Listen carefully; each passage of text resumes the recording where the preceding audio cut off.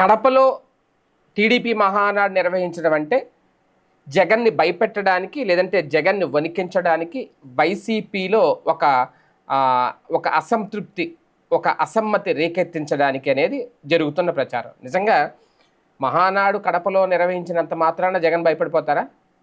లేదంటే మహానాడు కడపలో నిర్వహించారని చెప్పి వైసీపీలో ఉన్న వాళ్ళందరూ రాజీనామాలు చేసేస్తారా? బయటకు వచ్చేస్తారా?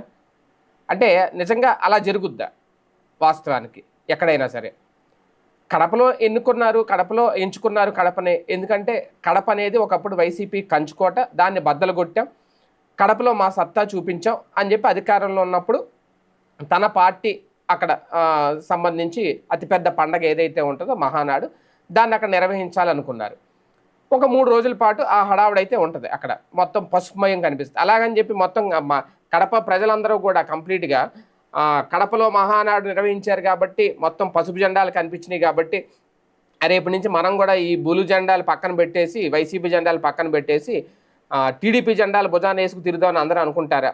అదే ఇక్కడ కీలకమైన అంశం. చూడాలి, ఒకవేళ నిజంగా ఆ స్థాయిలో కనుక మార్పు వచ్చేస్తే ఎక్కడైతే పార్టీ వీక్గా ఉందో అక్కడ కనుక భారీగా సభలు పెట్టేసుకుంటే ఖచ్చితంగా ఇప్పుడు రేపు పొద్దున వైసీపీ ప్లేన్ డ్రైవ్ ఉంటుంది. అది కనుక మరి తూర్పుగోదావరి జిల్లాలోనూ, పశ్చిమ గోదావరి జిల్లా, గోదావరి జిల్లాలో పెట్టేస్తే, ఎందుకంటే గోదావరి జిల్లాలు అనేది ఖచ్చితంగా అక్కడికి ఎవరైతే గెలుస్తారో అదే రేపొద్దున్న ప్రభుత్వం అధికారంలోకి వస్తుంది, డిసైడ్ చేసే జిల్లాలు అంటారు కాబట్టి అక్కడ పెట్టేస్తే వైసీపీ అధికారంలోకి వచ్చేస్తుందా?